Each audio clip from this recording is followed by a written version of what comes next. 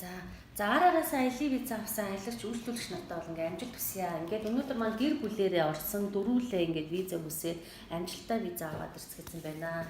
За энэ гэр бүл маань бол хоёр хүүхэдтэйгээ орсон эхнэр нөхөр хоёр бол хамтдаа гэр бүлээр орсон. Нөхөр нь нийгмийн даатгалт төлөгч албан байгууллагад ажилладаг. Эхнэр нь өмнө нь бол солонгосын виз хүсч байсан. 18 оны 20 сарын 20-нд татгалзах шалтгаанаар бол нойлолгоод буцаагдчихсан. За манай баг дээр эхнэр нэрж мэдээлэл зөвлөгөө авсан бөгөөд өөрөө бол төрөөсийн гэрээр нь орно гэсэн ойлголттой ирсэн байсан.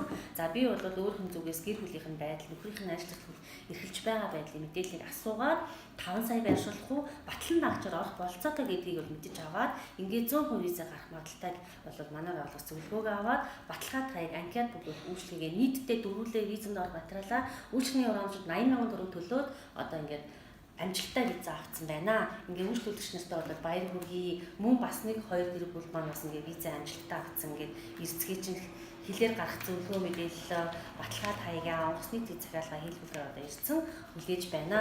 Та бүхэн бас одоо манай байгууллагаар үйлчлүүлж аялын визээ хүсээрэй гэдгийг та бүхэндээ бол бас хэлмээр байна. Яагаад бид нар бас тийм хуурамч бүрдүүлэлт хийхгүй баталгаатай одоо хаяа гаргаж өгч байгаа үйлчлэгийг үзүүлж байгаа.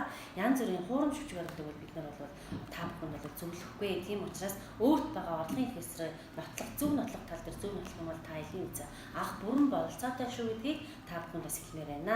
Ингээд MK Bridge-ийн хамт олоныг сонгон үйлчлэгээ авсан виза авсан үйлчлүүлэгч нартай баярлалаа. Та бүхэн бас үйлчлэгээ манай байгууллагаас аваарай гэж хэлмээр байна.